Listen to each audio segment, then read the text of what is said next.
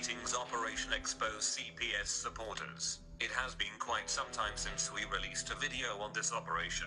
Therefore we have a lot to discuss. Those of you who follow us across social media have seen it unfold. This movement has truly become global.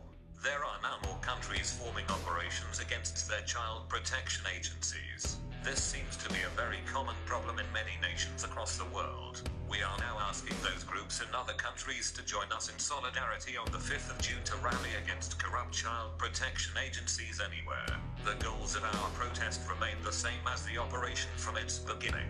While the fine details may differ from country to country, the main goals are generally the same for each nation.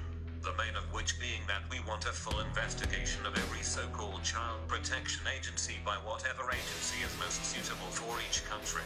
We want those who are found to be involved in this prosecuted, not just fired from their jobs. These people need to be in jail. The purpose of the protest is increase public awareness of the issue and to help family civil rights activists network more effectively after the 5th of June.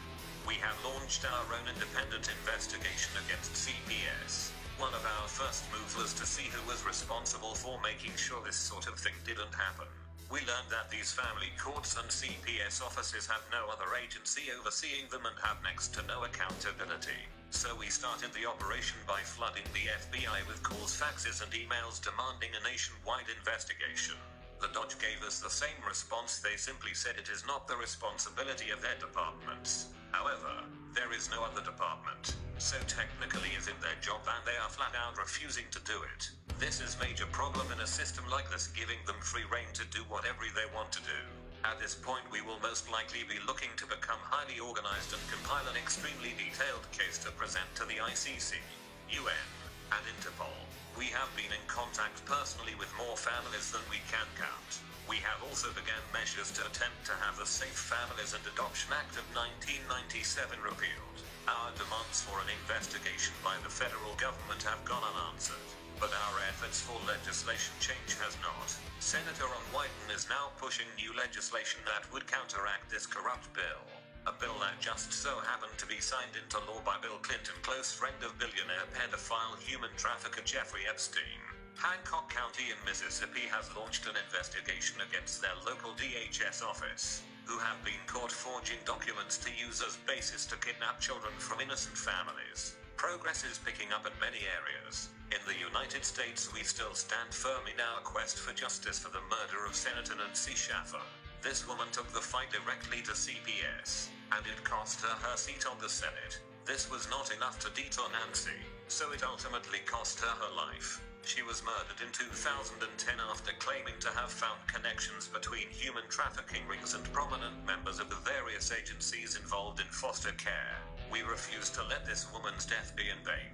Nancy, you are living proof that you cannot kill an idea, and I say living proof because you live on through each and every one of us. Which brings us to our next point. CPS has made it perfectly clear that they will not hesitate to use these sort of tactics on people participating in this operation. A few weeks ago, a member of our operation in Oklahoma received a threat to leave our operation and kill us. Otherwise, they will pursue a case to take her infant son. This person, who has been in the operation since the start, has already had a few children taken by DHS in Oklahoma under suspicious circumstances. First of all, this is perfect evidence of just how corrupt this system is. Furthermore, let us be perfectly clear. There is not one person involved in this operation that can you threaten to back down. We also stand united as a collective when we say we will not take this threat lightly. I feel sure that if anyone involved sees this video, they know exactly who the threat was made against. If you attempt to kidnap this child, I assure you, Oklahoma DHS, you will meet a resistance to this type of abduction like you have never seen, or could possibly fathom. Oklahoma Department of Human Services, you specifically can expect us, to the so-called child protection agencies of the world. Your job was to protect children. You have done none of that. This really seems to have gotten out of control in the late 70s, early 80s, and has gotten progressively worse since then. Part of the problem you now face is these kids are growing up, and true to anonymous fashion, they have not forgotten. And there is no forgiving you for what you have done and continue to do. The children in the system and their teams are already reaching out to us for help. They are all rejecting your system and they are pissed. CPS, the gig is up. We will continue to release your child abduction ring will fall. The world is rising up against this system. It is time for some whistleblowers to come forward from within CPS. We will not rest until everyone is behind bars. And like a police investigation, we will ask for leniency in your case if you come forward now to help bring this down quickly. With everything that has unfolded this year, I am quite sure you know your days are numbered. It is time for the people of the world to come together and let their voice be heard. We invite you to join us on the 5th of June in a city near you to let CPS know hands off our kids. CPS, you can expect us en masse.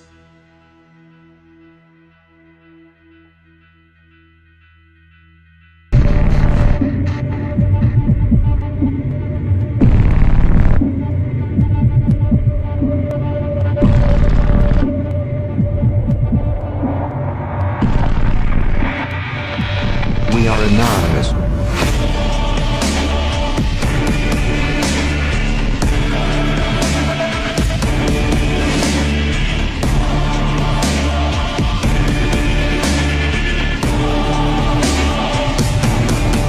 We are legion.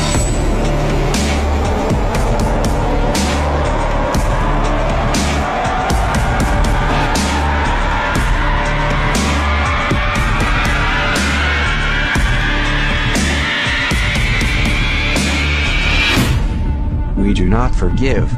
We do not forget. Expect us.